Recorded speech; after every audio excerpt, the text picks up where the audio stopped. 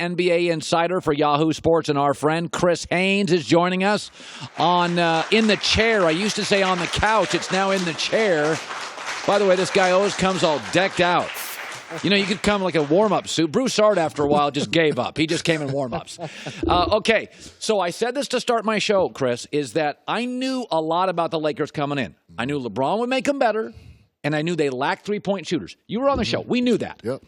What I had to see develop was Rondo and Lonzo. I got to tell you, not all assists are the same. There's a lot of ball pounders, pass to get the assist. When I watch the Lakers style, which is clearly we're deep, we're going to run a lot, Lonzo fits better. He looks like he fits this team better, Chris. Look, I have to eat a little bit of crow early on in the season. I was very harsh on Lonzo. I said that I wasn't sure that he would be able to play alongside LeBron James. Neither was I. And I talked about his lack of shooting, and a bunch of my Twitter followers got on me last night about his accuracy thus far. But I would say this. If Lonzo really has improved on his shooting, if this is just not a mirage, right, then he fits better alongside LeBron James. Exactly. And then you talk about ball pounders. That is Rondo. That is Chris Paul. There's guys like that who hold the ball for 18 of the 24-second shot clock. And they end up with assists, but they're not the same assists. Exactly. Lonzo, if you see him, sometimes he does it too much, but you see him in transition, he'll pass that ball up. Get it up. Let other guys make the plays. He's not bringing the ball all the way up and wants to get the assists. He allows other guys to get the hockey assist, and players love that. No, this is a very interesting point. So when I'm watching the game last night, and again, it was a big question mark to me. In fact, you think your Twitter followers do. I came out and I said, I don't think this thing's going to work. Yeah. I wasn't even on the fence. Yeah. Joey was here. I'm like, I don't see how it works. But, man, I've watched these 3 games. The Lakers clearly, you can tell, a team will tell you what their game plan is without telling you. The Lakers are telling you without telling you. We got 10 players. We're deep. We can't shoot to win. We got to run. Yeah. We got to be a transition team. Now, that won't work in the playoffs. No doubt. The Bostons and Utahs will slow you down. But if you're going to play that style, Lonzo's way better at it. And if you look at it, this is what the organization wants. They want Lonzo to take this step up. They brought Rondo in to be sort of a mentor, but Rondo still can play. He can still play some ball. Yeah. So if Lonzo, like I said, if this accuracy is legit, he's going to have a career season playing with LeBron. It's as simple as that. Chris Haynes joining us. Just think about this. Last year at this time, Lonzo was hitting 38% of his free throws. Yeah. The improvement on last year at this time, I don't know, you weren't on the show at the time, but I can remember saying it to one of my guests, he's a year out of high school. He has a high school body. Yeah. Like, he's a man now. Like, I watched him last night. I'm like, that's an NBA body, and he's hitting 3. I don't think we understand. We remember the Lonzo at the end of the year who had gotten better. You go a year ago to the Lonzo Ball, he was a year out of high school. Yeah. So I think he's really made. Now, let's transition into this. Okay. I haven't checked the standings or anything, but I would imagine the Cavaliers are struggling without LeBron. Oh, God, they're 0-4. Give us an update on how that's going.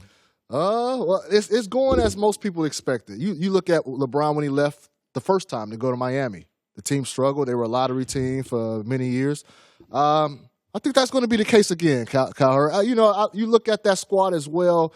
They're kind of not fully committed to going young because they got an extension for Larry Nance. They got Kevin Love. They re-upped him. Right. So they're in a bit of a puzzle here because they're not great, but they're not bad. And then, as you know, to be in the middle is not good. It's quicksand. Yeah, it's quicksand, exactly. So they're in a bit of a tough situation, but that's LeBron. He's good for about plus 20 wins. Okay, think about this. I want to remind people of this. The last 30 games, including the 0-4 start this year, the last 30 games the Cavs have played without LeBron, they're 4-26. Now, I want to remind you, Michael Jordan left the Bulls. They went 57 wins to 55. Yeah. Now, and Michael's great. Yeah. But I don't think people understand this here, is when people talk about value, I've seen the Green Bay Packers without Aaron Rodgers. He is more valuable than Tom Brady to his team. Exactly. I agree. Okay. Andrew Luck. I've seen the Colts without Andrew Luck. Andrew Luck's more valuable to his team than Tom Brady is to his team. Okay, there has never been a player in the history of the league. The Lakers won when Wilt left. Yep. They won when Magic left. Uh-huh.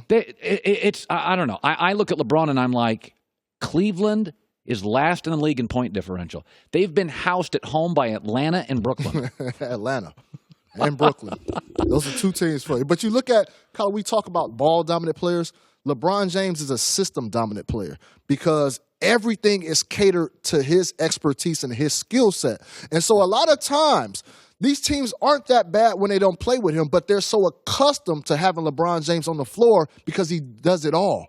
And so when they're without him, they don't know how to play without him. This is interesting. It's a good point. They don't know how to play without him. He is the system. He's the system. He's system dominant. And like you said, there's never been a player like that. Michael Jordan wasn't system dominant. LeBron James, you cater your offense to him, your defense to him, your transition to him. Almost everything. like Cam Newton. If Cam Newton left Carolina, I mean, the Philadelphia Eagles lost Carson Wentz. Good point. And they won with Nick Foles. Yeah.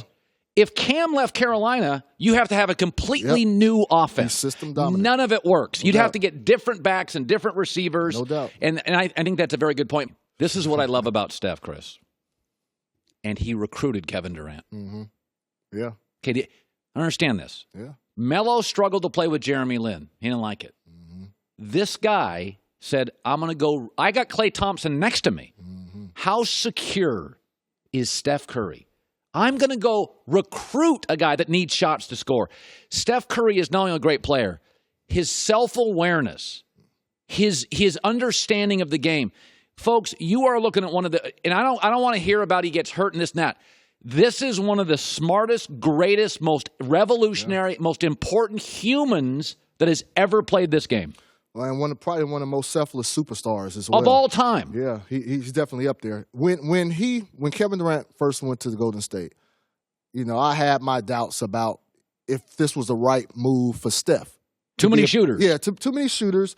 He's coming into his own, and you bring arguably the second best player, in the game on your team. But look, one thing that I took for granted is that the system, Golden State system, is geared towards Steph. It's all everything, the running gun, the moving without the ball, all of that is predicated because of Steph's skill set. And it's still like that today. Kevin Durant is still as good as he is, but when you're hitting all these threes, and when you can do the things that Steph can do, when he can spread the defense out to full court, basically, no other player in the NBA history has ever been able to force a defense like that. That's when you know that he made that system, he runs that system, and he's always going to be the face of that franchise. I still think Kevin Durant is a better overall player. Yeah, that's right. But in terms of a better overall but in terms of running, no doubt.